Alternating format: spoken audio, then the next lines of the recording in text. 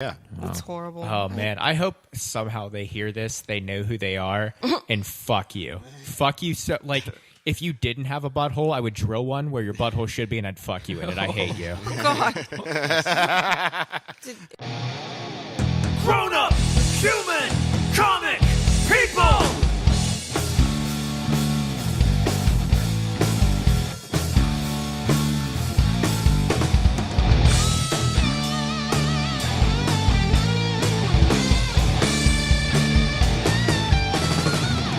Grown-up, human, comic, people!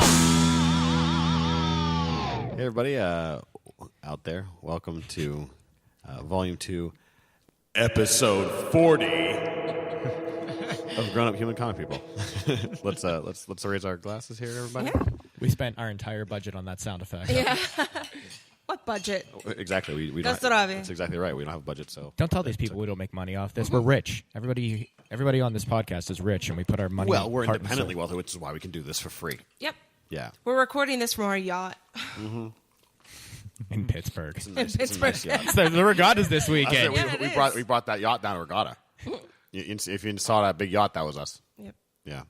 I actually went down there last night. It was yesterday. It was fun. Did you catch any of Fluke Tag? No, Hack I was Pittsburgh late had a to Fluke that. Tag. Oh, they did. I didn't know they did. We came in. I think there were 45 teams that, and we came in like 39.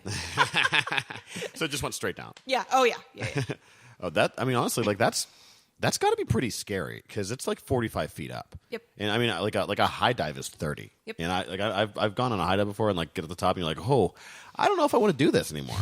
That's fucking high. Do you want to hear the funny part about it? Is that our design? Look, the whole point of Fluke Tag is for fun, and you're supposed to crash. Yeah. Right. Our design was the house and balloons from Up. Nice. Very Which nice. is That's why, awesome. So watching it go straight down into the Mon is quite amusing. How many balloons were there? I honestly don't know how many. I've been in the middle of a move, but Okay. they planned for 50. Because I was thinking like if they could actually put enough balloons in the sky to do that'd be really awesome. Well- Winners of Fluke, like the Fluke Tag record holders being the fucking house from Up. Yeah. Amazing. What's great about it is they have very, very strict rules. Yeah. But rules that you can tell were written because people in the past have fucked up. So like, Well, that's what every rule is. well, obviously, but it's like no, every single rule was followed by absolutely no alcohol. Absolutely no alcohol. If we detect alcohol, you will be immediately disqualified. Your craft must be 95% completed when you bring it because people can. We have a status bar on every craft, you know. Right. Oh, yeah. Well, first of all, don't try and tell me that fucking Fluke Tag thing wasn't started by someone who was wasted. Yeah, exactly. That's Like I'm sure the first 8 of those things, everyone was drunk as fuck, and then someone maybe went to the hospital and they're like, okay, we can't be drinking anymore. Anyway, so welcome to the show. We'll introduce everybody to my left, Chris, Becky. Hi. Welcome back. Thanks. J-Man. Greg. Greetings. And I'm Jared. We're the Humans. Welcome to the show. You can find us at grownuphumans.com, epicastnetwork.com/grownuphumans. Shout out to everyone at Epicast. You want to make a podcast, go over there. They'll hook you up. Make sure to rate and review us on iTunes and Google Music and Stitcher. Shout out to Brian Sykes. He did review us, and I forgot to. I read it. I did read it, and it was very silly. But I didn't remember to print that out. So, and I don't think any of us have an iPhone. So, I do. oh, you do? Yeah. Oh, okay. Well, whatever. We'll It's do in the it. box. Yeah. Well, it's already in the fuck off of the phones box, so we can't. Anyway, shout out to Brian. We'll read it later. Who's been a guest on our later. show before? Yeah, he's been on the show before. Yeah, Brian's cool as fuck. iTunes, Google Music, Stitcher, Libsyn, Facebook, YouTube, SoundCloud at Grown Up Human Comic People, and Twitter, Tumblr, and Instagram at Grown Up Humans. And you can also email, if you want to email us, you can email us at grownuphumans at gmail.com or grownuphumancomicpeople at gmail. We have both of those, so whichever one you feel like emailing, I'll see, we'll see both of those. Then we'll definitely read those out loud. Yeah. If you email us, we'll definitely read those. We can for sure read those. Because emails are easy. iPhones are hard. iPhones aren't hard. iPhones are stupid. They are stupid. Yeah. I like to be able to plug my phone into anything. Yeah. Without spending, was it like $20 or $30 to get that fucking adapter thing? Fuck them. I don't have a single Apple product. I don't have anything Apple. Neither do I. Fuck them. Yeah, Proud fuck of- them. Proud of Yeah. you. Proud of you. Why would you buy any of their shit? Well, I'll defend myself here. So Try. seriously, no, Go ahead. You fucking bitch, try.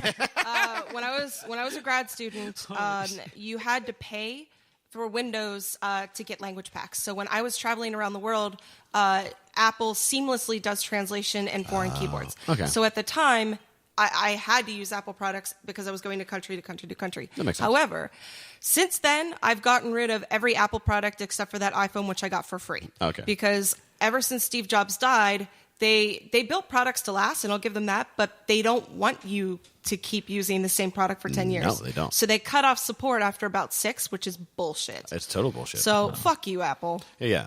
Not yeah, it's like planned obsolescence, just and they don't even try to hide it. No, they don't. Yeah, sorry. Oh, that's an old one. No, we don't do that anymore. Sorry. No, they don't defend themselves. Yeah, they're just like, no, we just don't do that Yeah, anymore. they're just listen. We know that you're going to keep buying this. Exactly. Right. It's like because we do everything for you, so like we're just gonna whenever you allow someone to do everything for you, when they then tell you that you have to do something, you're like, okay, I guess there's no choice. The good news is that they are.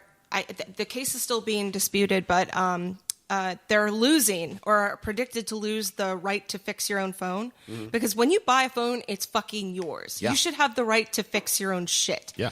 Yep. And they were suing people that broke up, that fixed their own stuff and didn't use the. They were suing people for that. Oh yeah, they would. Yeah. So now there's actually a case that's gone to the Supreme Court, past the circuit courts. It's called the right to fix. Right. So that's still up in the air, but it's predicted, legally speaking, to lose. Wow. Good. Yeah. The testicles on those people. Seriously. Oh God, they're Yeah. the worst. God damn. Anyway, fuck them. While everyone was playing Oregon Trail on the Apple II, you know what I was using? Commodore 64. Just saying. My stubbornness goes way back. So. Hey, we just did a fuck them. Yeah. Fuck, We got fuck a Apple, segment, yeah. Greg. Fuck, Yeah. fuck Apple. Fuck I'm Apple. gonna write that down. The one that matters. Yeah. There we go. Okay, so so we're sponsored by Southside Comics, 1931 East Carson Street. Go down there, get your comic books. You can also go to SouthsideComicsPGH.com, and their website really works well. And you can order directly from the Diamond catalog there, which is awesome. A lot of shops don't let you do that, so check that out. Say hi to Dan for us. He's not here right now, but he will be at some point in the future. Also, RadicalTrivia.com. Check out if you want to go to see some live trivia shows around town. You know what? I think actually this will be coming out this week. So also go to the city if you're in Pittsburgh or not in Pittsburgh. Vote on the city paper website. Vote for Radical Trivia for Best in Pittsburgh, and I and all the people who work with our company would appreciate it. So vote for us. City paper, Best of Pittsburgh. Cool. Radical Trivia. So who wants to talk about the band stuff? Greg? Joe? Yep, the album's out. Yep. For real. I know. I know. I still kind of don't believe it, but We're going to show you a physical Yeah, I got to copy. pull one out. They're up there in that box. oh yeah, there's- I haven't seen that it one yet. has CDs. That one has shirts in it. They're so we got literally shirts feet too. away from you. By the time you're actually listening to this, I will have been shown proof that this album exists. I could just get up right. Do you want to talk about the band? I'll just get up and get one. Yeah. All right, all Well, right. the other thing too I wanted to mention is that Metal Impact is doing a review on the album, so that should be out this month. Yeah, that's cool. It's like a French magazine. So French. yeah, it's French. You'd think that if it's a Metal Impact magazine, it'd be in a Nordic country. I guess so. Yeah, that's the thing. Like, it's just America. Like, we've been getting like a lot of good feedback and like reviews and shit like that, but they've all been international. Like, almost nothing American. Because rock is just so dead in America. Like, Yeah, it really they're the only is. countries that still give a shit. Yeah. And it's all, and we keep getting lumped in with all the metal stuff because if I submit something to like a rock type magazine, they're into like hipstery, alternative. They don't. Right. We have to be like on all the metal stuff. Yeah. Even though we're not really metal. We're not metal at all. Not at all. I would never call you metal. Yeah. Like If there was a gun to my head and they said call them metal, I'd say just kill me. I'm glad you said that because they're the only people who will give us the time of day. Yeah, because our music now is kind of like heavy compared to newer like fucking It's compared acoustic. to Mumford and Sons. You Yeah, know? and I can't even think of that guy's name. I don't even want to say his name. I don't know. Which is weird because like things seemed to like looking back in history, like it escalated over time in terms of heaviness. Then it just has regressed so much. Yeah. It's like it's cooler to do less now. I guess I don't know. It's a really strange phenomenon. Well, you want to have a constant like bass drum beat like do do and then maybe some hand claps and some. Yeah. That's how you make a hit song now. That's terrible. Yeah, that is. It's so Okay, I didn't hate it when it first started. I was like, oh, that's like atmospheric and kind of nice, like Wes Anderson movies and stuff. I don't know what that makes me think of. But then everyone fucking started doing that and singing like a male version of Bjork, which is fucking annoying. Like, why does everyone pronounce their short vowel sounds the same now? You know, it's like how everyone sang like Eddie Vedder in the 90s. I'm not sure what you're referring. What do you mean? Eddie Vedder in the 90s. Sorry, I didn't pronounce that well. Like Scott Stapp, all those like. Like the way I thought you talked about like the name itself. No. The way people. Exactly. Yeah. Please stop.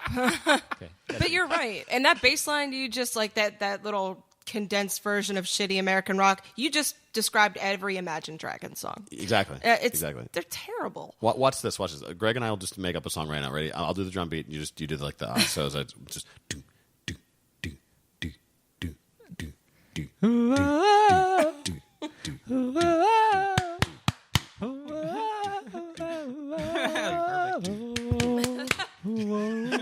Hey, Imagine Dragons, we just made your next You're song. welcome. You're welcome. Yeah. We're going to release that as a single on iTunes. Yeah, you can have that piece of crap. We ain't putting it out. That was super catchy too. Like that's all that was needed. Use that instead of the theme song for this episode. Oh god. I don't know. No, please don't. Alterna's gonna get pissed at us. Yeah. Real shitty lyrics too. Like, I've been a man all my life, just not good enough for you. That used to not be noteworthy. I have trials, I have strife, but I still come home to you, and I see rain, rain, rain.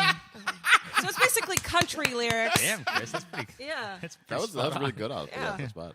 I mean, it's garbage. It's just garbage. I don't have to give any thought to this. It's whatever masturbatory diarrhea vomit that comes on the radio now. That's exactly what it is. Yeah. But you're absolutely right. I was driving. I was in a lot of traffic going to IKEA because I'm in the middle of a move, and my sister has Sirius Radio, like the top hits. And when we were driving there, and I harp on Imagine Dragons because this just happened.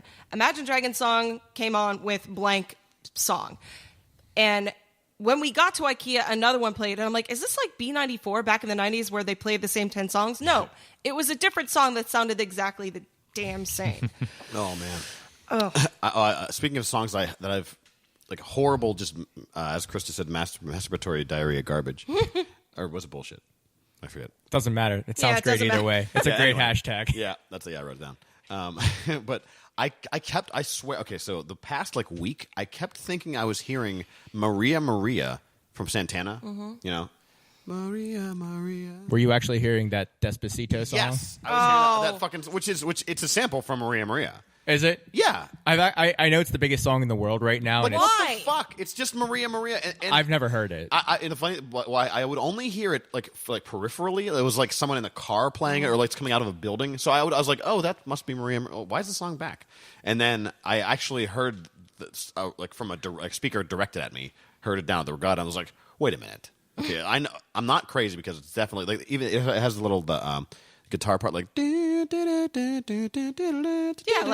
like Santana. The Santana guitar part, yeah.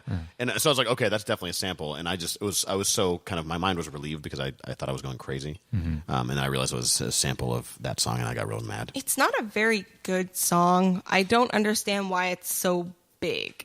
Like, I understand why Livin' La Vida Loca was catchy. Do you know what I mean? Sure. Songs of the age and Carly Rae Jepsen, you know, those songs are catchy. Or even Maria Maria when it came out. Right. Is a catchy song. But Despacito, is that right? Is not a very good song. Despacito. I don't know. Despacita? Who cares? Speak English. One of those other side of the wall morons. God.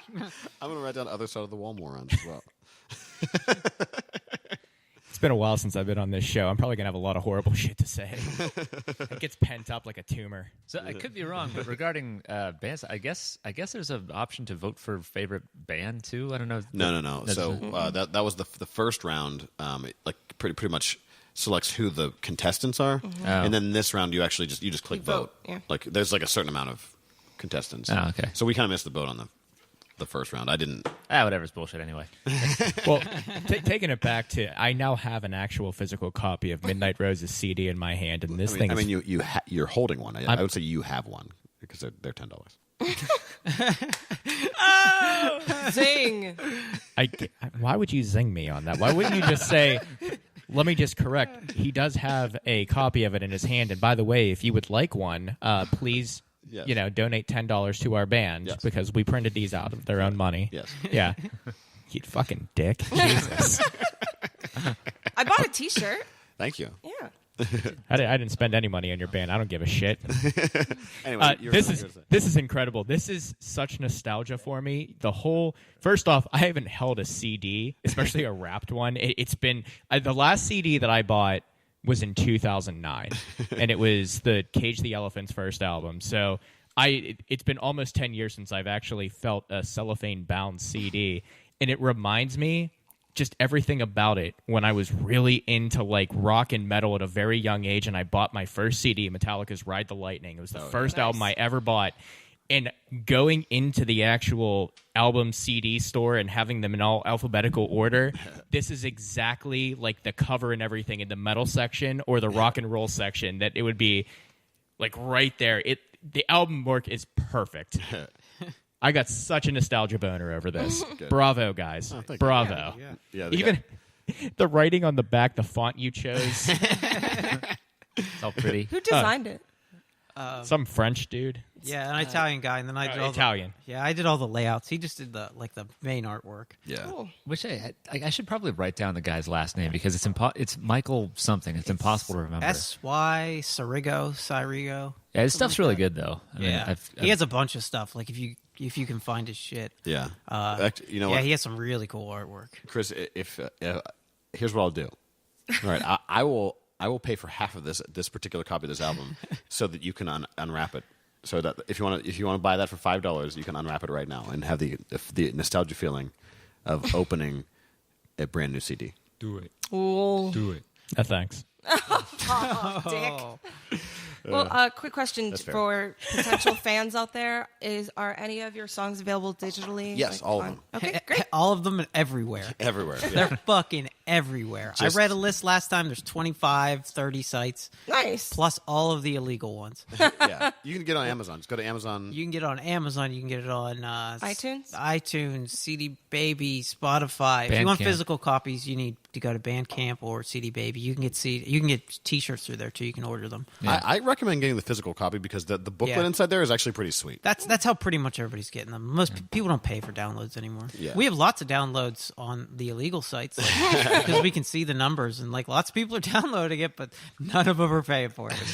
So- Which Bandcamp's probably the easiest one because it's that one you can do the download. The download for the whole album is $5 on there. Yeah, if you buy a physical copy, you get the downloads for free after that too. So you Right. can download it if you want later on. And Right. You'll have both. I'm going home and I'm downloading this on LimeWire. It's probably on there. Listen to this. That's the thing Now, still. gentlemen, pretty much all we have to do for our big payday is just wait and just pay attention because one of these illegal sites, someone's going to download it.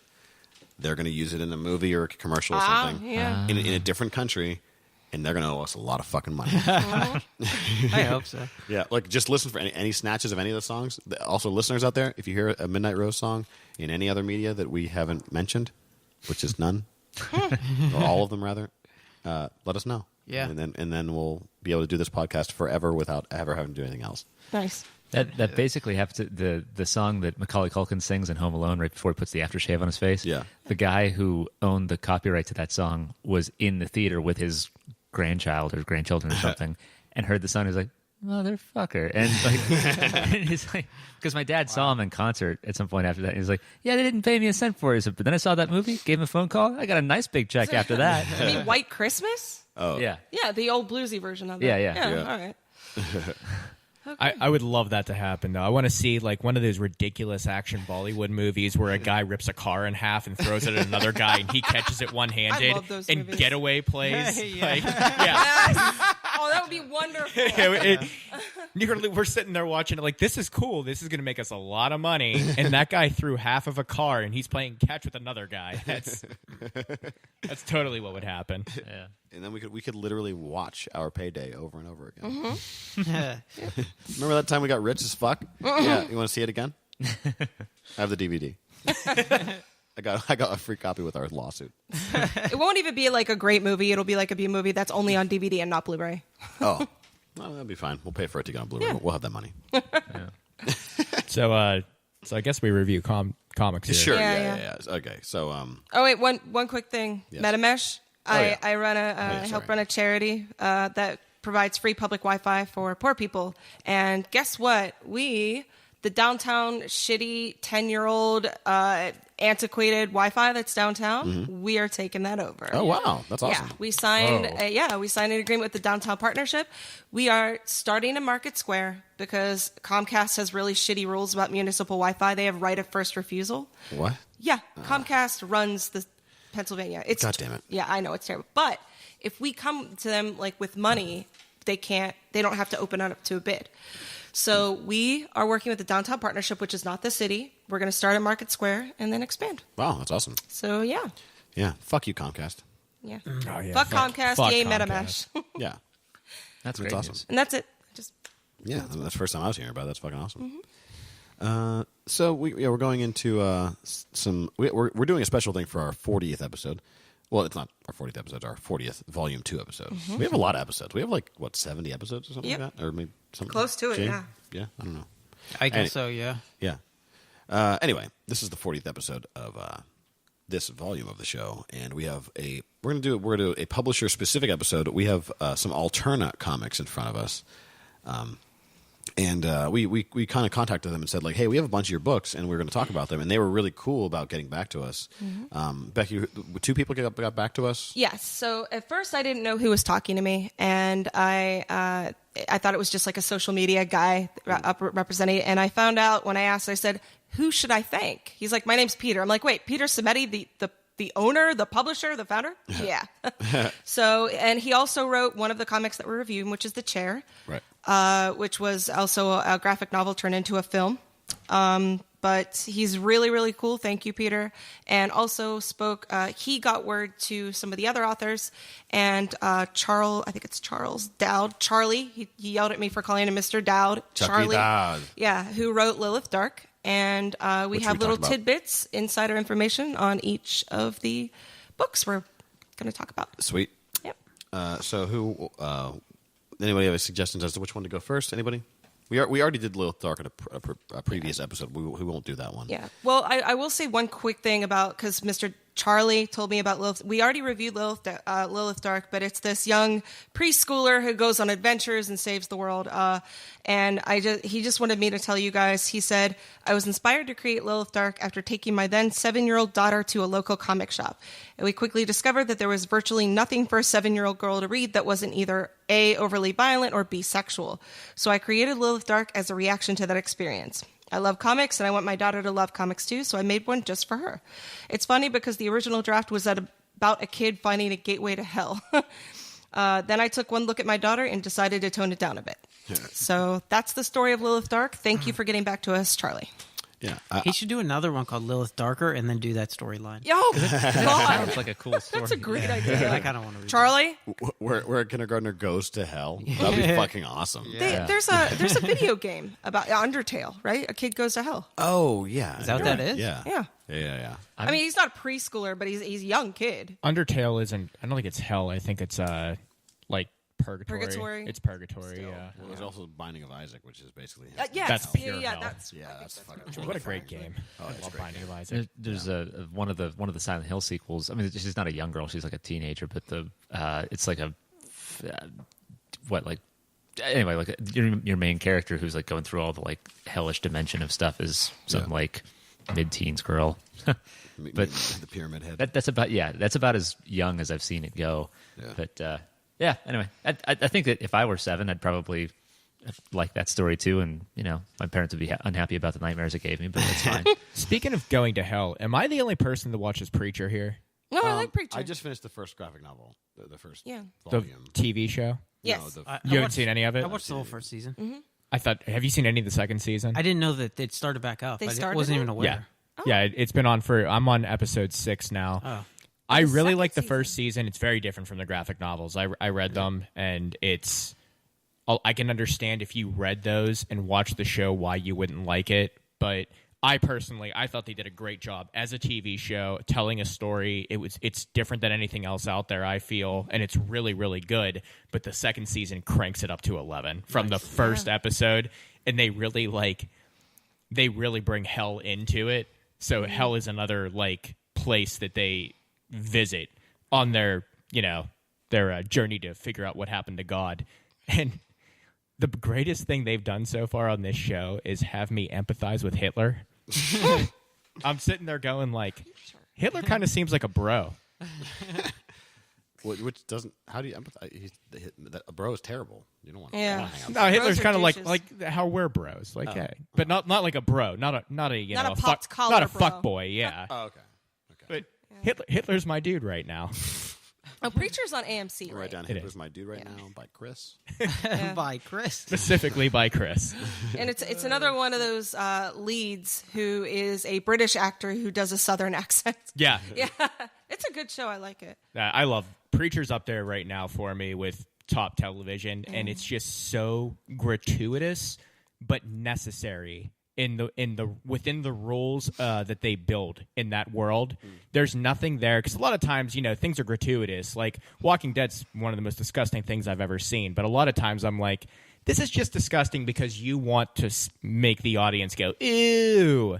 Yeah, that's true. Whereas Preacher does do that, but you're like, I don't know if with the story you're telling, this could be avoided. Right. It's natural in the way that they tell things, and it's so good, and it's just 10 out of 10. Go watch fucking Preacher. I feel the same way about American Gods, by the way. I haven't watched any of that yet. It's so well. That's because it's on Stars, but Yeah, I don't know I those have it. I've legally, by the way, downloaded it, and I'm allowed to share it with people if you'd like to watch it. Sure, yeah, I'll watch it. I have also illegally downloaded it, and I am not supposed to share it, but I do. So if you want it that way, I got it. It's very well done. Neil Gaiman kind of he didn't take over, but he helped assist in the production. And it's not just the story that they're telling, they're adding in tidbits that Neil Gaiman thought would be, it's to add in to develop the story. And it's very well done. There were a couple of misfires I felt during the course of the first season, which we've talked about it before and we don't need to go into it now, but I would give it 8 out of 10.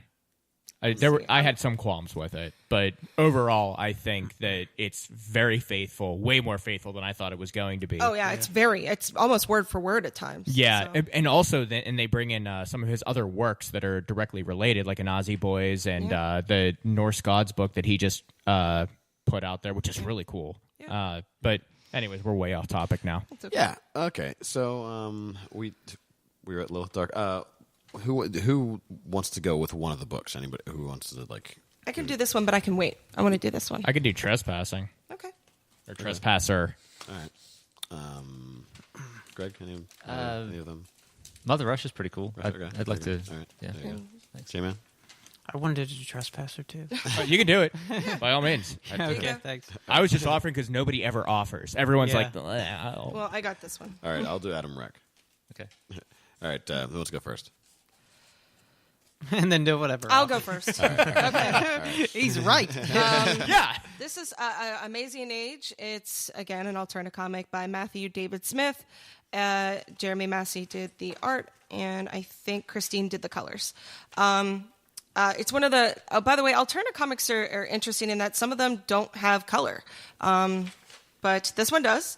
And I think it's also important to point out that they're actual newspaper print, Yes. real comic Kinda like- paper, They are. kinda which like I the, fucking love. Kind of Takes like me the all-time comics, too. Yeah. right, Same thing. right. And I love the smell of that. Yeah. Yeah. You talked about that the last couple of Altera comics that we covered, but they're actually like promoting that now. I noticed in one of the ones that they're like bring back news, like what is it? Newsstand. like newsprint. Yeah. I just call it Newsprint. Yeah, Newsprint. hashtag bring back newsprint. Yeah, I really like that. I do too. I do. Yeah, that's a comic. Well, speaking of newsprint, but Peter Samedi wanted me to share that although all of his comics will stay in comic shops, they are expanding to newsstands with a distribution deal with PDG. It places Alterna as the only creator-owned comics publisher in newsstands, along with Archie, Titan, and to a limited extent, DC. So you people in rural areas who don't have comic book shops, you can find these in Barnes & Noble, or do they still have Borders? Half-price books? No. But you can find them in bookshops and newsstands, which is really great. That's cool. So anyway, Amazing Age, the premise is it opens with a classic, comic book superhero team, and it cuts to a children's illustration, and you find out that this is a child's comic book, and his name is Sam, and he's talking to his two friends, who he has, Violet and Mike, and he has actually written them into the story as comic book heroes. You find out that Sam's father has passed away and was killed. Fast forwards about, I want to say, 8 years into their teenage years, and they have all grown apart. The three friends have grown apart, and all of a sudden they find the book. It just appears in their lockers, and they're saying, wow, this is Sam's book from 10 years ago. And they are transported inside the book. And that's really the easiest bumper sticker version of this book, Amazing Age. And I really liked, they don't know that they're in the book until Sam asks the doctor. He wakes up in a hospital, and he finds out that the doctor is actually one of the superheroes he drew. So that's it for the first book of Amazing Age. I don't have any tidbits. This is the one book that I don't have any trivia on. Okay. So, but I liked it. Yeah, I liked it too. Mm-hmm. What does the story remind me of? Somebody getting sucked into their own creation. I was going to ask you. There's like 50 million versions. Right, but wasn't there an Are You Afraid of the Dark? Yeah, the Crimson, or the clown one. Yeah. The ghastly grinner. Yes, yeah. So it's really just the Page Master.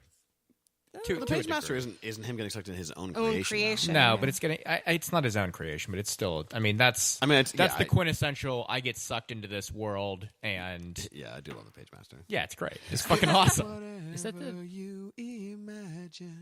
premise behind Cool World? Kind of, yeah. Yeah. Okay, Yeah. I thought so. Yeah, Cool World's It's been done a billion times Yeah. before. I mean, this is old hat. It's nothing that. But I still like it. Every time it happens. There's a John Candy movie too where he's a soap opera writer. And he I forgot about that. What's that called, though? I seriously can't remember. It's like one of those movies that I've never seen from the beginning.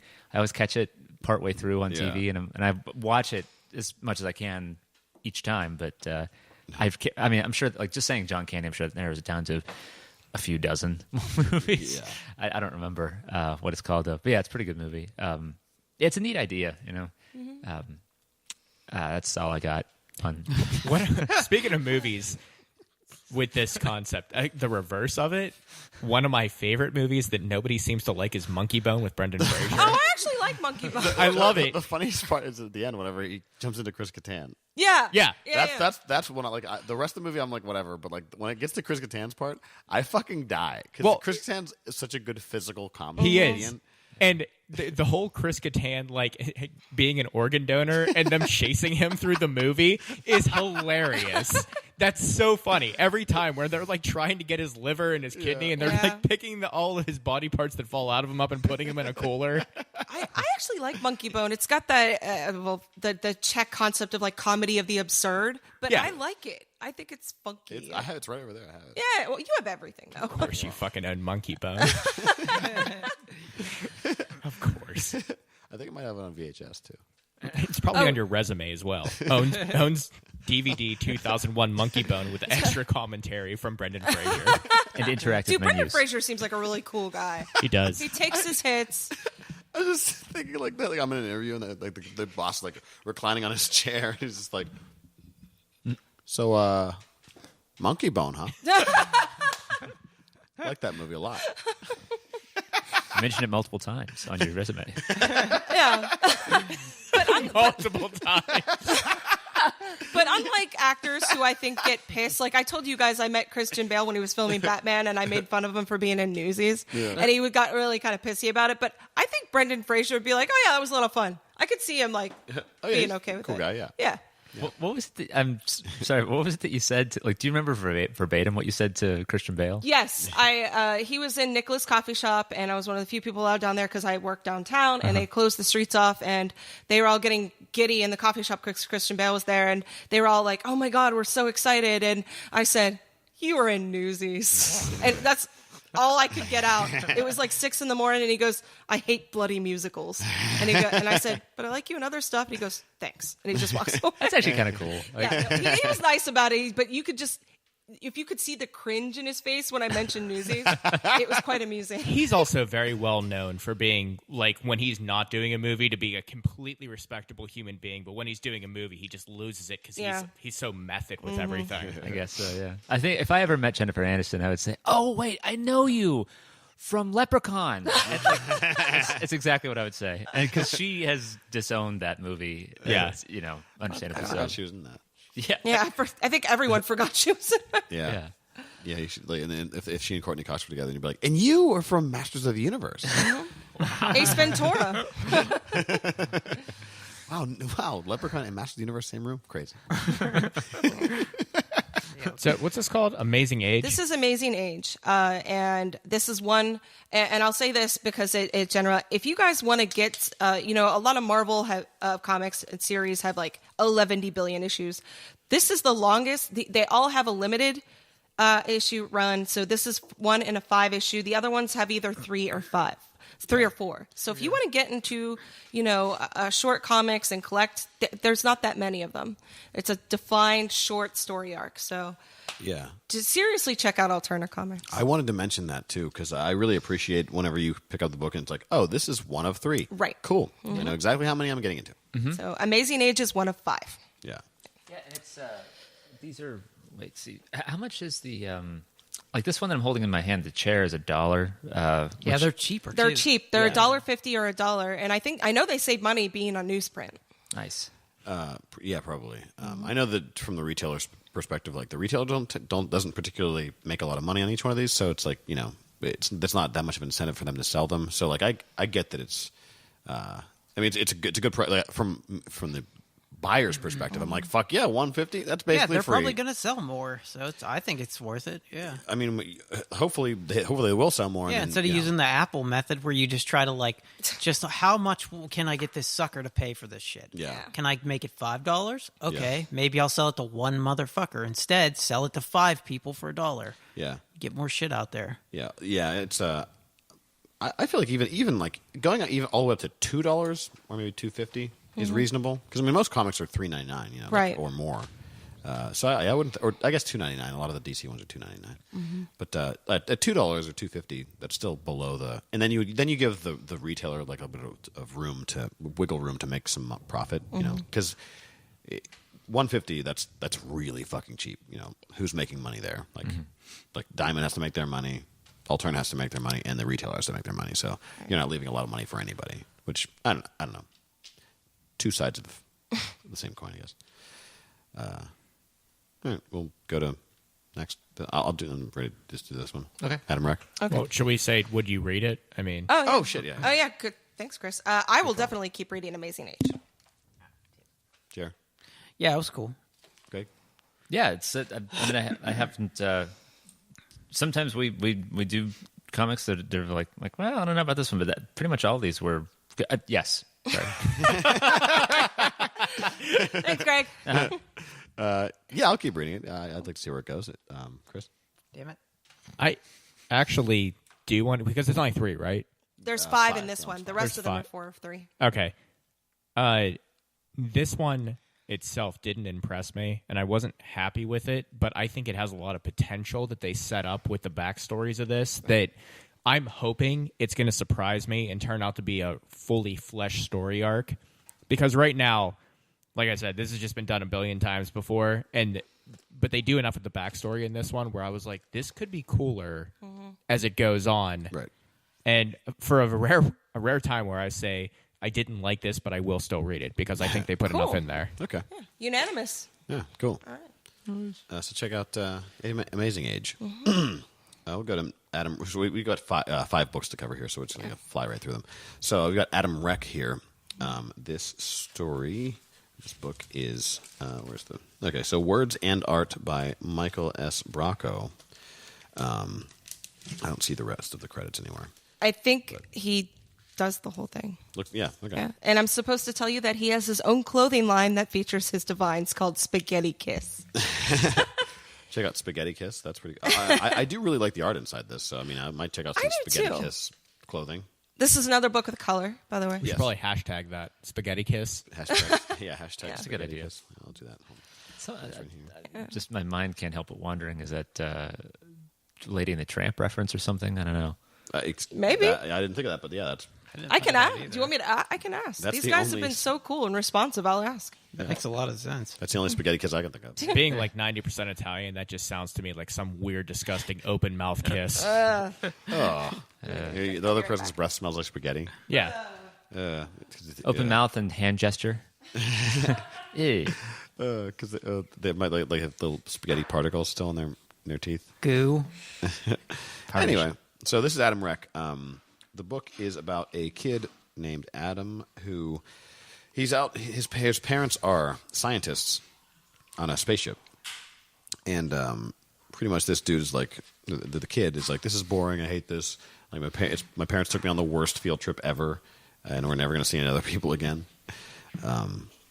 And their ship becomes, I guess it's like it's assaulted by a pirate, like a space pirate. So the space pirates invade their ship. The parents launch Adam in like an escape pod down to this planet, and they get taken captive by these pirates. And this kid meets, it's like a bounty hunter guy or something. Anyway, so he pretty much convinces this dude to like help him out. This bounty hunter dude, like, I guess he was he hunting this big monster? I forget. I read this a while ago. We're talking about Adam Reck, right? Yeah. The pirates are after just pirates, and Well, yeah, but the guy he meets, or Vorik, oh, he's Vorik. after a jewel or an Yeah, artifact. yeah. Right, because Adam Reck discovers the jewel, and then Right. that's why he helps him. Okay, so anyway, Adam and Vorik become partners at the end of this issue, and Adam's trying to get his parents back, and Vorik is after this whatever artifact. Yeah. So I like that. There's a lot. There are a lot of pages in this book. Like this, from front to back. Like there's a couple advertisements in the middle, but there are a lot of pages. There's a lot of content here, which I really like. Substance. This has a lot of substance to it. Yeah, yeah. And I really like the art as well. I do too. It reminded me of the first thing I thought about was the original Battletoads. Yeah. It reminds me wow. of Battletoads a lot, the way that these characters are designed. Yeah. Especially those pirates. Yeah. Yeah. Definitely. Wow, I didn't. That's a perfect. Although the head pirate with the eye patch, this looks exactly. If he had a beak, he would be Psychro from Earthworm Jim. Oh yeah, Oh, nice. 100%. Yep. I was gonna bring that up. Yeah. Yeah. So the art's cool. I really like the art a lot. Maybe we can ask, what's his name, Michael or something? Yeah, Michael. Becky, you can ask your new friend Michael. If, Mike Bracco. If he played some 90s video games. I will. You know what? If you don't mind, I'm gonna write these questions down so you don't forget. Mike Bracco sounds like your dad's buddy. Yeah, he works down at the plant. Yeah. Referred to by most as Bracco. Yeah. We got Bracco and Keezer coming over later. Oh, Brocco's coming. Yeah, Bracco's coming. Brocco owes me $20. He hedged a bet. I don't know where Keezer came from either. Yeah. I don't know anyone named Keezer. Man, I got a comment on the front of this comic. This art sucks. I hate the front of this comic. I would never pick this up just on the front. Well, yeah, the front The front art page is not good. It's not. It's very reminiscent of the artwork in the inside. It's the same thing, but it's not attention grabbing at all. The colors they choose, it's terrible. Yeah, I don't like the color palette either. It's like an orange and dark green. It works on the inside though. It does. It works as the comic, and it's very reminiscent of that like 90s kind of like weird extreme artwork. Yeah. That I dig on the inside, but that was not a good choice for the attention grabbing artwork on the front there. I hate it. I might have gone with full color on the front. Do you remember? Yeah. Because like I remember when I used to, as a kid, read young adult novels. I would, when I'm visualizing something, I would use the front cover art to like kind of create the world. You know? Right. So like whatever the characters are on the front, you think of those as the characters throughout the book. So like, I'd like for it to see like all the colors, and then that way, even though it's like a limited color palette in the middle, I still know what those characters are supposed to look like if they were in color. And just like this kind of greenish, it's like a greenish blue and Teal. orange. Yeah, it's like a teal and orange and black and white in the front. Like you could. Those are not attractive colors no for anything. Honestly, if it was just straight up regular blue, would be way better. Blue and white. No, blue and orange. Like just replace all the teal with blue, like a make Yeah. it shaded a little more blue, like lean towards blue. Okay. Because blue and orange look really nice against each other. Or if it, I mean, my instinct was going in different directions, just like all like different levels of teal. You know, Yeah, like, maybe. I don't mind teal. I like teal. Or just black and white, like the inside. In the inside, it's black and white and orange. Yeah. I'm glad you laughed at that too. Can we get hashtag I don't mind teal? No, that's the most inoffensive statement I've ever heard in my life. choosing the most inoffensive color to point out. Yeah. Yeah. Like just Greg over there sitting there drinking a cup of chamomile tea. I don't mind teal. Yeah, the color palette on the inside is like 4 colors. Jared, there's black, white, and there's this teal and orange. But depending on the mood of the situation, he chooses to use or not to use. Yeah. Certain colors. The inside art is a lot better in my opinion than the cover art. But the whole thing it works pretty well. Is it when? What's the correlation? Do you think like as things are more intense, he uses more orange, or? I think so. Like for example, when things are just like this is kind of an emotional time. Whenever his dad's calling on the comm and he found the jewel, doesn't know what it is. There's a little bit more color. Obviously, this where he's freaking out, there's a lot more reddish orange. Maybe to convey emotion. I don't know. I'm not the artist, but I don't know. It works. I like it in general. Yeah. So to see where it goes. Will you read it, Chris? Yeah, it's cool. Becky? Yeah. J-Man?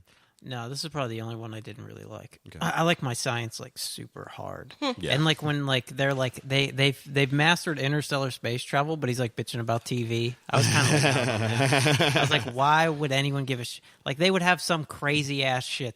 Yeah. Like the kid wouldn't have TV brought his iPhone with him. Yeah. Yeah. Also, like that'd be like us bitching about like records. Like, well, I can't play my records. Like, that's done. Yeah, like at this point, this kid probably has like an implant in his brain that has all the media Yes. anyone has ever made. These are like the first people, and also like, why did they bring their kid? I was thinking that was what I was They thinking. should have just cleared that point up for me. Like, why was he there at all? And like, Yeah. he didn't want to be there. Yeah. If you were going to take the first space flight out of our galaxy, why would you bring your kid? That's a really good point, actually. Yeah. It's like that's really irresponsible. It's I like think colossally irresponsible. Yeah, he's definitely going for that like '90s cartoon where it's just like ridiculous. And it's like doesn't make Like the sense. wild That's why I thornberries. liked it. Yeah. Because I agree with all your points, but I wasn't looking at it from that perspective. I was looking at it like this is just this guy channeled it into the 90s, and that's how I'm going to read this. Yeah. Is don't look for the plot. Just enjoy the ride. Maybe bring your kid for bragging rights. Like like my son was the first one on the space journey. Oh yeah, so they're Instagram parents. That's good. Yeah. Yeah. Oh, I saw some of those last night that they were really infuriating. Like there's this kid. Okay, so Smash Mouth was playing, first of all, Okay. which I'm never mad about. Every single fucking song sounds exactly the same. Oh yeah. Here's our next one. Every fucking song sounds like that. Yep. Do you remember I told you Jared's like super cool until he talks about something he absolutely hates. Yeah. And it's amazing. It's like it's like, how can you people not see this shit? I think people do see that shit because I certainly do, but I still enjoy it. Yeah, I don't know. It's like, do I want I to be? can't get past it. Do I want to like get drunk as fuck and watch Smash Mouth? Yeah. I do. There's probably going to be some kid there with his parents who doesn't know any better, sees this show and thinks like, "Oh, this is what rock bands are. I don't really like rock," and then, walks away. Jared, what were you gonna say? Oh, right. So there was this kid who was laying on a blanket on the ground, like in the middle of the crowd, watching Smash Mouth. He was like, when kids like are pissed off and they're not interested in something, they just like lay down and like just stare into space. Mm-hmm. This kid was doing that, and his fat mom was standing next to him, and his like weird old skinny dad was standing next to her, and he's like, "Can we get on the Ferris wheel?" And his mom's just like, "No." And literally, she and the husband are just on their phones. Like, they're not Oh my even watching the God. show. And the kid doesn't want to be there either. It's like, what the fuck are you people doing here? And then I saw her, she had like a camera around her neck, and like she like put her phone in her pocket and then just like took a picture of the Ferris wheel and then just went back on her phone. Oh, what a jag off. So like later on, she's going to be able to be like, hey, Sammy, remember this time we went to that concert? And he's like, yeah, I remember you didn't let me ride the Ferris wheel, which you took a picture of, you fat bitch. Oh shit! Like, Those are Yeah, the he type took of a parents picture of that him, let him ride it. only have children in order to broadcast their shitty parenting on social media. I have no idea. I call them mommies and daddies, and they're jerks. These people were the worst. Wait, you actually witnessed that whole thing? You saw them, I was standing right behind them. and the child said, "May I go on the Ferris wheel?" And they said no, and then she took a picture of Yes. the Ferris wheel. Yes. What a bitch. Not Wow. joking at all. It's kind of cool though, because like when you were a kid, like and you had a friend who had parents like that, you just didn't really understand it. But now that you're old enough, you're like, they're shitty parents. They're shitty people. They're shitty people that had kids. Like Yeah. I get it now. Yeah. Yeah. Like Yeah. You're like, Yeah. I thought that kid was just an asshole. It's like, no, his parents are shitty. That's not his fault. yeah. Yeah. That's horrible. Oh man, I hope somehow they hear this, they know who they are, and fuck you. Fuck you so like if you didn't have a butthole, I would drill one where your butthole should be and I'd fuck you in it. I hate you. God. And that's another. Nice. Fuck your drilled butthole. That's another one. Yeah, goddamn. And that's another thing I see a lot are those like polar opposite couples where you either have this super, super obese mom and the skinny. It's the Austin Powers quote. The sheer mechanics of that are mind boggling. How does that work? Oh, I have no idea. This lady wasn't tall. She was just short and like she was Rotund. Yeah, well, she was like skinny fat, but like extremely skinny fat. So like her upper body was skinny, and then she was just fucking like gut. She was, like a pear. she looked like a character on Rocko's Modern Life. Oh, well, there you go. Yeah, just gut, like skinny legs, skinny upper half, gut, and and this guy was just he almost looked hipstery. He was this older guy, like gray, like whitish hair, like big thick black rimmed glasses, and yeah, they're just so shit. They're both on their phones the whole time. You just described me. If I split you in two and made like the man older and the woman shorter and fatter. she did have black hair. You know what? Okay. So this was Chris if he were two shittier people. Random Yinzer child, if you somehow get a hold of this podcast and listen to it, reach out to us and we'll take you on a Ferris wheel. Oh, I literally said to both Dan and Alexa, I was like, should we just take this kid on the Ferris wheel? Is that creepy? I mean, it is definitely creepy, but like part of me was like, we should just be like, hey, if you don't want to take him on the Ferris wheel, we'll take him on the fucking Ferris wheel. No, it's not creepy to make that suggestion. It's aggressive and from the parents' perspective, inappropriate. Right. But not from society's. No, I would have applauded you. I would have been that person that started the slow clap. Yeah. Mm-hmm. Or, you know what? I didn't think of this. Like, if it costs money, I should just give that kid like, hey, here's $5. Go on the fucking Ferris wheel. Get the fuck out of here. Go over there. Yeah. He'll be over there. We're right next to it. You can see him. Mm-hmm. If you're that concerned, go with him on the fucking Ferris wheel. Yeah. Anyway, so Adam Reck, cool. Oh, would you? Were we? We were at Greg. Would you read it? I'd like to. Yeah, I didn't mind all the. I mean, like once again in the choice between say beige and teal, teal wins. But now I thought that the unlikelihood of bringing your kid on a space journey is, I don't know, just gonna go with it. It was fun. I think like one of the panels is the kid like exclaiming at some alien like, "Hey, ugly," or no, vice versa. Anyway, something like that. It's big cheesy. Whatever. Yeah, it was fun.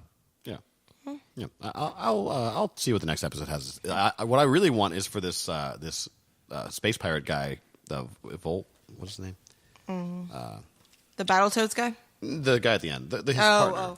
Yeah. It's the Varric, or Vorik. Is it Varric or Vorik? It's Vorik. So I want Vorik to just be like a sleazy piece of shit. and I'm been like, what are you doing? He's like, don't worry about it, kid. Like, I want him to be like the worst. I'm not sure if that's going to go that way because There's only 3 issues. This is rated E for everyone though, so I'm assuming it's not going to be that graphic or bad. But yeah, I'll read the next one. Did we? Yeah. So that was everybody. We're done. Yeah. All right. Cool. These have ratings. Yeah, on the Yeah, side, yeah, in yeah. the barcode. Yeah.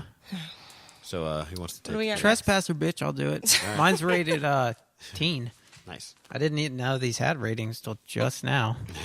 They could make that. I don't know if that's something they can do or not. But make that barcode fucking smaller, guys, if you can, because I just fucking hate barcode. Or put it on the back. Is that something they can't do just because Image does that? Do they? All the Image barcodes are in the back. Yeah, they should so do that is for everything. Aftershocks. Then I Aftershock, fucking too. hate that. Like I have books that Yep, see. or there have been times when I bought books and like was going to like display them and like Yeah. I went in there and like some of them had the barcodes. Like the Marvel ones will have that square there. Yeah. But sometimes those have like a picture in that square. Yeah. They won't actually have the barcode, and I always go for the one without the barcode. It's usually Spider-Man. Like back in the day, it was always Spider-Man. Yeah, it always has like Black Suit Spider-Man's head in there and Yeah. shit. Yeah, I hate that. I fucking hate that barcode. Yeah. Covers up a huge part of the cover, and that's usually the best art. So it's, Yeah. what the fuck? I'm thinking maybe they do that. Like I don't know what Alterna's actual intentions were, but I'm thinking maybe they do that because of the classic way to do. That's how it's been done. Because they also have the upper left box here. Which Yeah. is the old-fashioned That's way. old school, yeah. I'll ask him. Yeah. Anyway, good. All right, Trespasser. This is a 4-issue limited, which is I'm not sure how they're gonna. There's a lot of questions in this first issue, which is it doesn't seem like a lot of time to get through this. Yeah. Let me go to the story. Is Justin M. Ryan, art is Christian Rossi, and then letters is DC Hopkins. It's a sci-fi, but it's just a much more realistic sci-fi than the one we just did. It kind of reminds me of Fire in the Sky.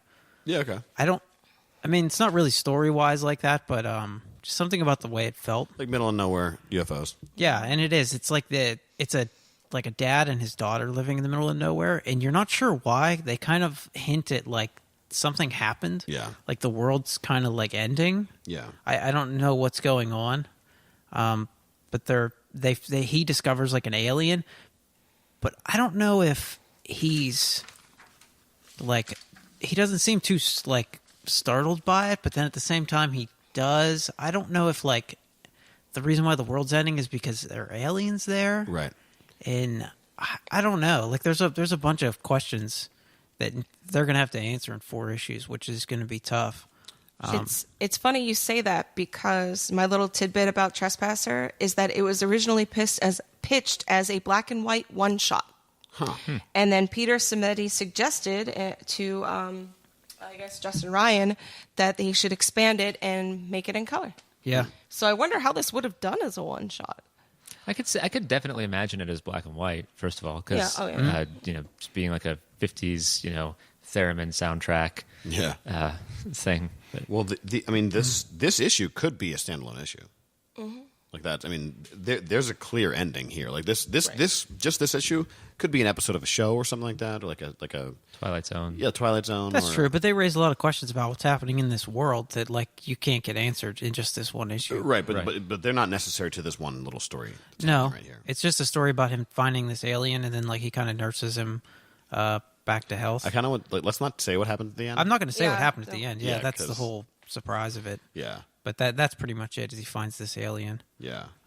He finds his gun at one point, and he tries it out, and it just wrecks the shit out of everything. It's like- it just fires this huge like Dragon Ball Z. It's funny because he comments, he's like, "Oh, this won't do much," but it's like the noisy cricket from Men in Black, Yeah, where it there just you go. takes out buildings. What I thought was so funny about this is that he's like he and his daughter like they go to the barn or the shed or whatever. It's the barn, and he's like, "Stand behind me, okay?" It's like right outside the door. And like he points this little fucking gun, and it just shoots this humongous blast through the back of the barn. Like they have a little target set up that has like some arrows in it. Yeah. And, like they probably used like maybe the rifle too. Just annihilates the side of the barn. Yeah, it just blows the whole back of the barn off. Creates a valley behind it too. yeah. And both of them are just standing there like, holy fuck. And he says, "You are not to touch this gun, you understand?" And she goes, and the writing's even a little small. She's like, "Yes, sir." I wonder, this is just something tiny I noticed, and I wonder if it will have any significance or it's just a little touch. She has 2 different colored eyes. Yeah, she's goofy looking. Yeah. I thought it was whenever I first saw like a close-up panel of her, I thought like, "Oh, I drew that kind of wonky." And, Yeah. But then I saw it was. But I bet you it's intentional. I wonder if there's some like radiation going on or something.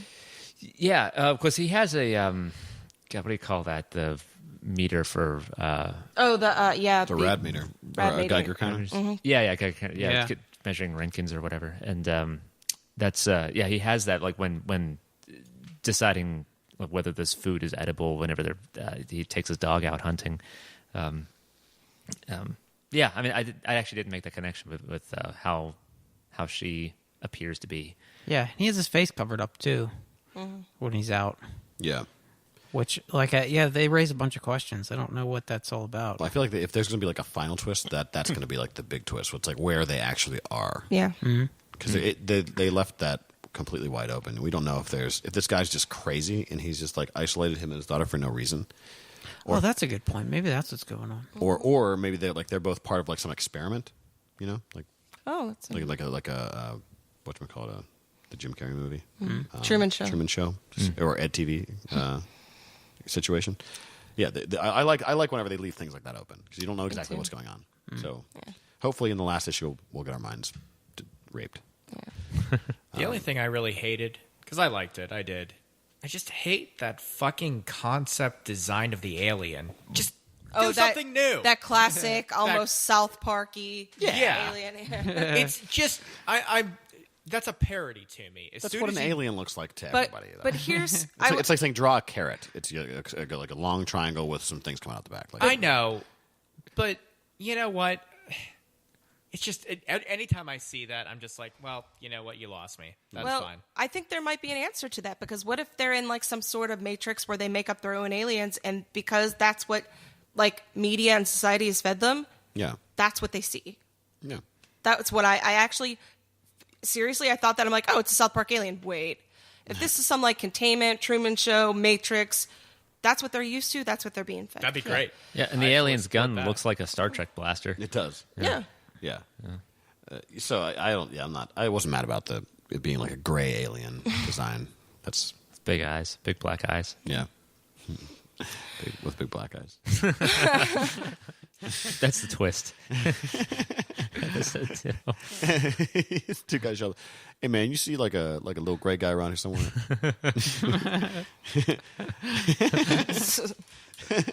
I think out of all of them, Peter wrote that this is the most critically acclaimed of the titles at Alterna currently. This is the one I'm most excited to keep reading. Oh yeah, me too. Definitely. Yeah, I think there's a reason why Jared was excited to read this one or relate the details of this one. Yeah. Yeah, I mean, I'd continue to read it. Yeah. Same here. Definitely. Right. Yeah, this is my favorite one of all the ones we read. Yeah, I agree. Sorry, that was easy. Yeah. Okay, so what we got that we did Adam Rack, Trespasser. We need the chair and Mother Resignates. Russia. Yes, so the chair or Mother Russia, either one. Greg, Mother Russia. Yeah, I could do Mother Russia. Okay. Okay. This is... I thought he was doing the chair. Oh, no, I was just looking at the chair. Sorry. No, I'm doing Mother Russia. So this is let me get this out of the little bag and board. The little wrapper. Yeah, this is number 1 in a 3-issue limited series, Mother Russia. Jeff McComsey did both the writing and artwork. And we had done, just to get this out of the way, so there's no spoiler in this at all. It's basically alternative history involving zombies. Yes. And we had talked about something with that not too long ago where we were kind of divided about the idea of involving zombies and what was it? Oh, I don't. Yeah, I know what you're talking about. I forget what we were talking Like about. I didn't mind. Like I usually don't mind it because I think like through my developing years of just liking Night of the Living Dead and stuff, I was like, man, I wish there were more zombie stories. Now there's a bunch, so it's it's a lot of oversaturation. But at the same time, I feel bad about complaining about it because it was what I wanted for so long. So plus, like, it's not. This one isn't bad. I mean, that's a shitty thing to say. I liked it. There are bad zombie movies and books and stuff, and so F that. But it's this is cool. Anyway, this is like World War II set, like just post-war, I guess. Fall of Stalingrad, fall of 1943, which obviously, for us is That's not, still in the middle of the war. Yeah. But Can I say that I hope that there's some listeners out there who, whenever you said like we talked about this thing before, and someone's like, it was episode number this. Of all the people that would do that, Chris Gamrat. Really? Maybe. Hi, Chris. He knows a lot of our episodes. Like, Okay. yeah. Because sometimes someone will say something to me and they're like, "Hey, yeah, I listened to this episode and I remember you guys talk about this thing." I was like,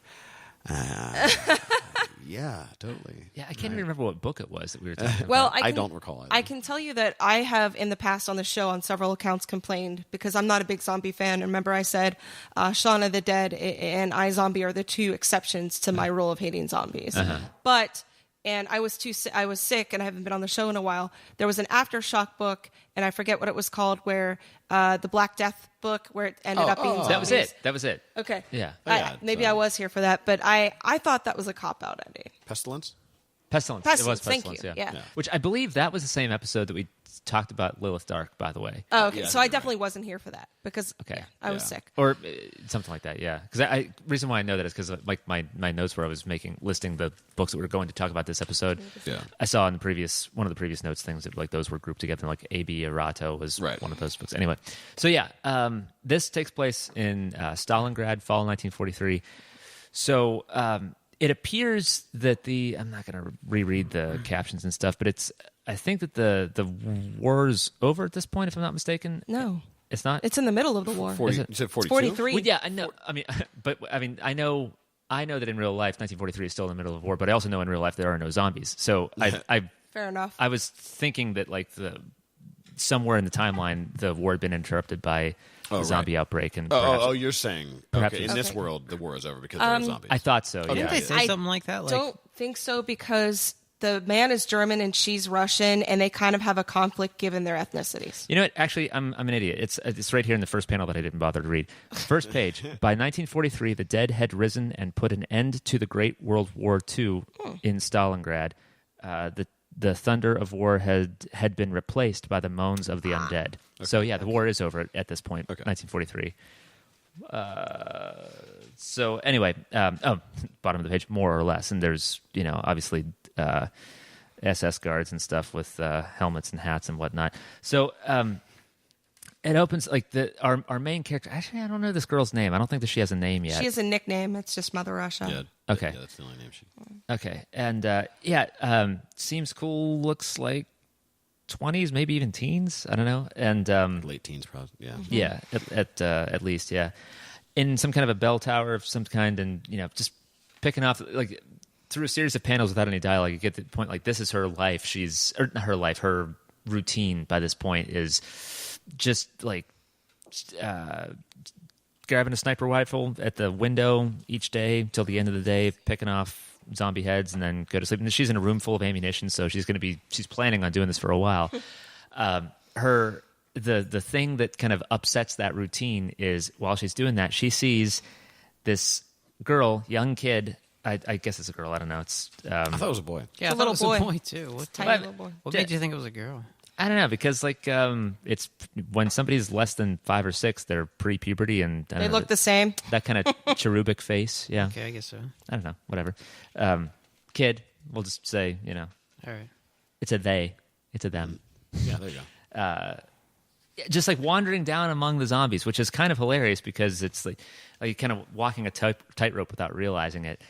And it's like, for how long? Who knows? But she sees through her scope this kid trip on a rock, fall down, and she's like, "Oh no, don't start!" And then the kid starts wailing, and that is what grabs all the zombies' attention. So she does like a action movie sequence of headshots on these zombies while like rappelling down the tower and jumping over dead bodies and stuff, and saves this kid's life, and ends up coming face to face with another survivor who later on realizes isn't really a friendly. I don't know how much I want to give away or not. I guess it's not really. Well, I already said he was German. Okay, well there we go. Sorry. Yeah. So so there's she's a Russian survivor and coming face to face with a German survivor, and like the odd couple, I suppose, is what we can expect in episode 2 and henceforth. So I guess is he Felix then, or is she? And she's Oscar. I was. Well, you could figure in a sense she's cleaning up. Okay, so she's Felix. No, because Felix is like the less daring one, though. Okay. Yeah. I don't know. Well, anyway, what's cool about it is that she has been living sort of alone, doing, like, I shouldn't say living. I mean, she's been occupied only by herself and her own routine, and doesn't realize until he tells her at the end.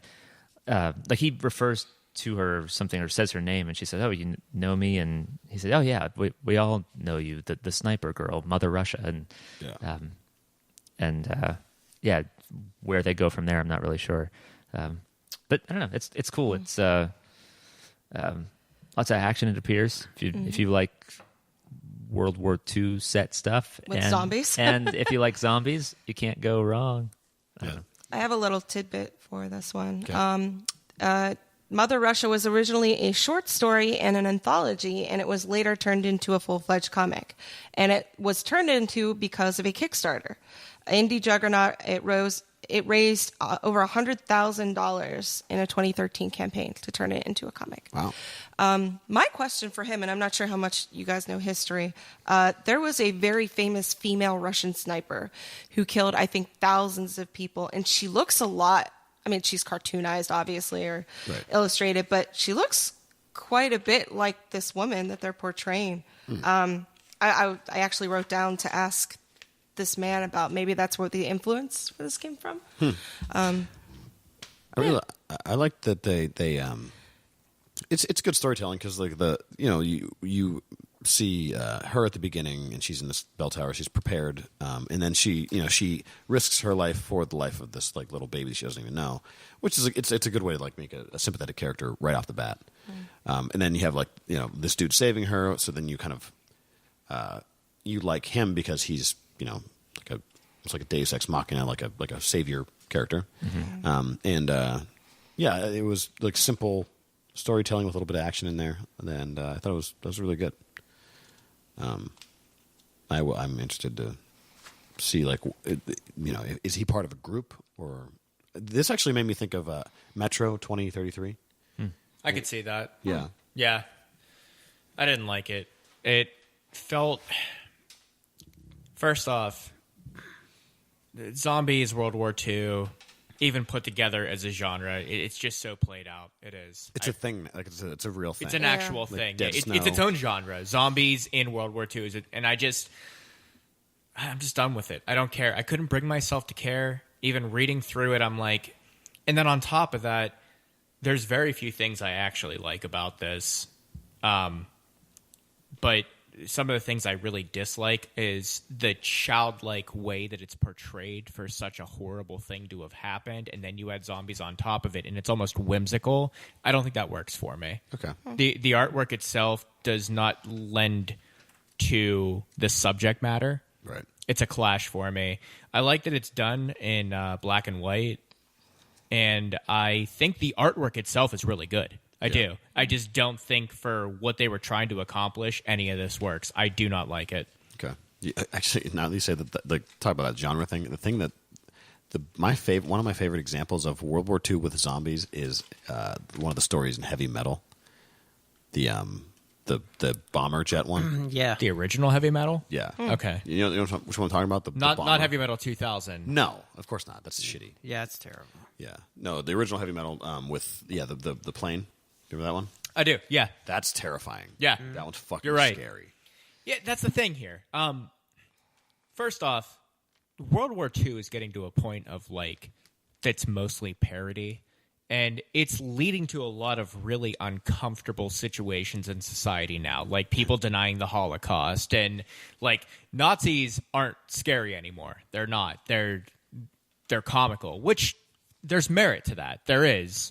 You don't ever want somebody to take Nazis seriously to the point where, like, well, maybe we should bring that back. But Fair enough, yeah. yeah. Well, Mel Brooks said that he did that on purpose, that he was one of the first, that instead of, up until I think whenever he did Springtime for Hitler, the producers, they had just been a target of fear in this horrible history. But he said by portraying Hitler and the Nazis as these, like, amusing, bloated people, he was actually stripping them of their power in history. Right. So in a way, I think that's what you're doing. But I think you're also right, and Greg is right that it's not just zombies. There's an oversaturation, and Mel Brooks can do it because he's a genius. Other people, not so much.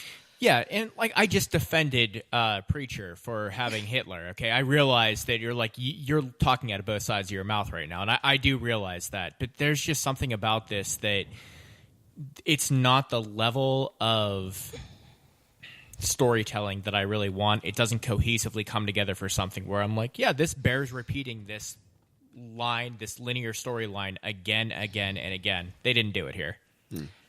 Yeah, like even when I saw, because I really liked Kung Fury, but whenever it's like Hitler showed up, I'm like, Hitler again. Mm-hmm. I mean, he's been battling bad guys the whole time in that movie. Like I can't be surprised by seeing Hitler in something like Kung Fury. Yeah, no, I mean it's still funny. Yeah, it was just like I was getting towards that same idea was Chris talking about. It's like I'm done with like Hitler's okay. Oh, it's Hitler. It's funny. Whatever. Mm-hmm. Like that's. When I watched that, I wasn't tired of it yet, but I was just on the cusp of being like, okay, that's too much. Maybe it's because I'm an idealist, and I try to not in everything, but I try to think like from early on. I've made this argument when talking about music also, where you shouldn't let the popularity of something influence your taste for it. And if there's, I guess at the same time, like I can't say that there's a whole one thing like in my presentation of this, I didn't say like this is the most original thing. It's not. Even taking out the setting and the zombies and everything, having like a loner do-gooder, seeing a young kid, helpless kid, and then like swooping in to sort of save the day without any self-thought. It's or thought of self-preservation. It like that's kind of a like the professional, Leon the professional. I mean, he kind of does that too. Yeah, that itself is kind of like like you said, like a cliche thing to start off with. Yeah, marrying it with World War II zombies, like these are all things that came before, but it doesn't mean that I can't enjoy it. I'm not really, man. I would probably want to argue against myself on some of that stuff. For whatever reason, I didn't mind it. Yes. I will say this, and it actually kind of relates to what Chris said and my point about Mel Brooks. Stalin allegedly killed a lot more people than Hitler. Yeah. And yet you never see Hitler is the one that's, used for evil. Hitler is synonymous with evil. Yeah. But here we've got this woman who clearly either remembers fondly a time when Stalin was the leader of her people. Yes. But look on the cover. He's zombified. Yeah. So I'm curious how, this was probably my least favorite of the books, to be honest, but I want to see where they take zombie Stalin. Maybe Russia is responsible for the zombie outbreak? That's what I was thinking. I mean, they did a lot of horrible things in agriculture, and maybe their experimentation with chemicals led to this outbreak. Yeah, maybe. That's the reason why I will continue to read this, just to see where that goes. Yeah, that'd be cool. If Russia is isolated from the rest, like World War II ended because Russia had a zombie outbreak, and everyone else was like, okay, we gotta like stop fighting because we can't let this spread. Gotta take a break for a minute, Yeah. And Hitler would totally leave the rest of his dudes in Russia. Be like, yeah, sorry, we'll have to leave you behind, Versailles. So will you read more, Chris? No, fuck no. Becky? I will, just to see where that goes. Jer? I'm not sure. I will say it was a pretty good black and white. Like the artwork looks good for black and white. I agree with you. Yeah. Which usually black and white looks terrible, but the Hex did a really good job. Yeah, and it's hard to do on newsprint. Too. Yeah, like black and white doesn't look as good on newsprint as it does on glossy. Greg? Yeah, actually, I'm going to defend it some more because I just realized like there's at least people watch a lot of stupid TV shows that go on and go nowhere, and it's not going to go anywhere. Your roommate Jason watched the entirety of the A-Team here. He is the master of that. He watches like all of Arrow and all this other crap. Okay, I like Arrow. Okay, let's calm down. Okay. Arrow is garbage. It's garbage. You're the only one. Garbage. It's fine, whatever. Anyway, like here I am thinking, like, yeah, maybe I should be more critical of something like Mother Russia, but then like, at least it's enjoyable. At least it's not, yeah, I liked it. All right. I mean, I'll read more. I mean, it's probably not entirely because I have a problem with buying too many comic books. Yeah. Sounds about right. Yeah. So then we got the chair. Who wants to? It was just the two of us haven't. Yeah. Did Becky not do one yet? Or No, she no, I did- did she Adam the Rock. first one. Yeah. Oh, there's 5 of us. So I Here's mean, your- I really didn't read it. I don't feel comfortable doing it. Maybe you should have presented Mother Russia, and then I could. It was the only one that I really didn't read. why did you say that when we were choosing comic books? What do you mean? We have 5 comics to talk about, and there are 5 of us. Well, while we were choosing, I to present chose them. Trespasser, and then Jared really yeah. wanted to do it. Oh yeah, good point. Yeah, I mean, like I would have let you do it if I didn't know that. It's fine. I'll do it. Here we go. So, The Chair. This is by Peter Simeti, who is the owner and publisher of Alterna Comics. I feel like a dick I didn't read it. This episode. Yeah, Chris is only on this podcast sometimes, so no one take that personally. Go fuck. I'm joking. You're part of the team. So anyway, it's Peter Simeti is the writer, the inker, the letterer, and all the cover colors. Kevin Christensen pencils in the cover, and Aaron Kohut is the editor. So this story is a guy who is in prison. I'll start off actually. So it's 1 in 4. So there's only 4 issues. It's all in black and white. Because as I was reading those job titles, I was thinking, who's the colorist? Oh yeah, it's not. There's no color. Also, it looks fucking awesome. It looks really fucking awesome. Yeah. Yeah, it's like it looks charcoal almost, like Yeah. used charcoal Right. pencil. Yeah, and there's a lot of interesting shading and stuff. Like the art is really cool. And that art leads to the severity and the emotion of the despair that's going on inside this prison. It definitely does. Yeah. And the art gets a little like it gets kind of crazier as you go through, as you get deeper into the book. So does the lettering. Yeah, the lettering gets crazier too. It's a pretty simple story. It's basically this guy who's on death row for like unjustly, and it's kind of him going. Just a lot of it's just his thoughts, and then towards the end, this guy who he's actually cool with, another death row inmate, is pretty much murdered by the guards, and it's him just freaking out. And I don't know where this is going because it. Really, nothing happens in the first issue other than his friend being killed. Well, he gets and him. Okay, so he gets he acts out and he gets sent to the warden, who has him. it's like a medieval rack. I was going going to to say, thing. it looks like he's strapped to the rack, and it looks like he's about to be tortured on the rack by the warden. And that's pretty much it. But I really like the art. Honestly, for me, the art's enough to keep me coming back. Yeah. Because that's really cool. There's not much more to say about the story. What do you guys think? He implies that he's innocent in there. That's just the other thing I wanted to add. But, Yeah. Sorry, cut you off, Becky. No, I just wanted to show you the last tidbit that I've got. So Peter Simeti wrote this, but he also, keep in mind, he's the founder and the publisher of Alterna Comics. He's the one I've been talking to. But this was actually released as a graphic novel, a complete graphic novel in 2008. Okay. And then they made a film out of it. I want to say 2012. I looked at the previews for it. It has Roddy Piper in it. Oh, that's great. It's got a lot of people, like Zach Galligan. He's from Gremlins, and Yeah. Noah Hathaway from Neverending Story. Yeah. So Wait, so is Roddy Piper the main guy? I think so. Yeah, we should watch it. I definitely need to watch this then. Noah Hathaway Atreyu in Neverending Story? Who does Noah Hathaway? Or Bastion. Bastion? I think Noah Hathaway is Bastion. I mean, I don't know. Yeah. Okay. Well, we can look it up. Sorry, Peter. Well, whatever. We'll look it up later. We wildly speculate here. Right. But now they've obviously made it into single issue comic series. So that's it. So the graphic novel is this exact same thing, only in a I in honestly full form? don't know because I've never read it. Okay. I can ask him, but maybe we've seen graphic novels who've been like Gaiman's stories, for example. Right. American Gods is now turning into a single issue, which we've covered. Right. And the first 2 issues were the exact same story, but the rest of them are turning a different leaf. So I don't know. We'll see. I Yeah. guess. Yeah. So I mean, there's not a whole lot to say about this, I don't think, unless anybody else has any input. But It's cool. yeah. Will you read? Will you read more of it? Will you read the whole thing, all 4? Chris? I mean, if that artwork keeps up, yeah. I don't really care about the story, to be honest. But the artwork kept me coming back for more. Yeah. Becky? Yes, I will Yeah. keep reading. J-Man? Yeah, it's only $1 too. This Right. might be the cheapest one we did, which Yeah. is like, man, you can't go wrong with that. Yeah. Well, we did. It wasn't Sword Quest was free, wasn't it? Oh, Yes, it was. No, it was 25 cents. 25 It was a cents. quarter. Yeah. Might as well be. there's a little more going on here than that. Yeah. Yeah.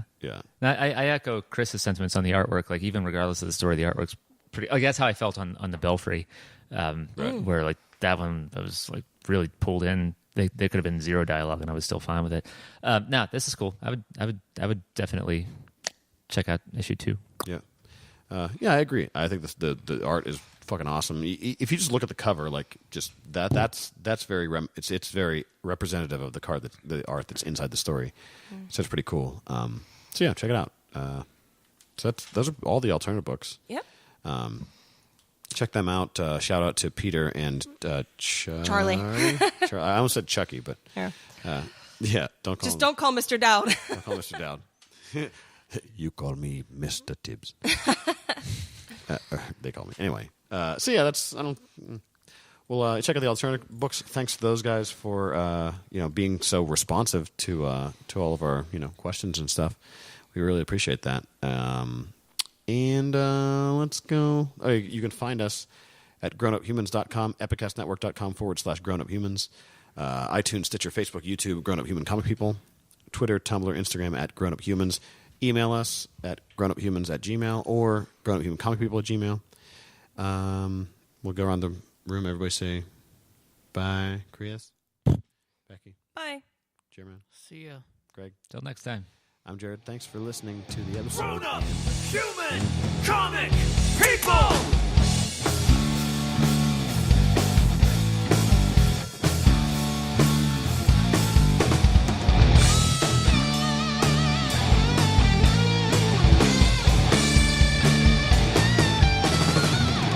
Grown-up human comic people!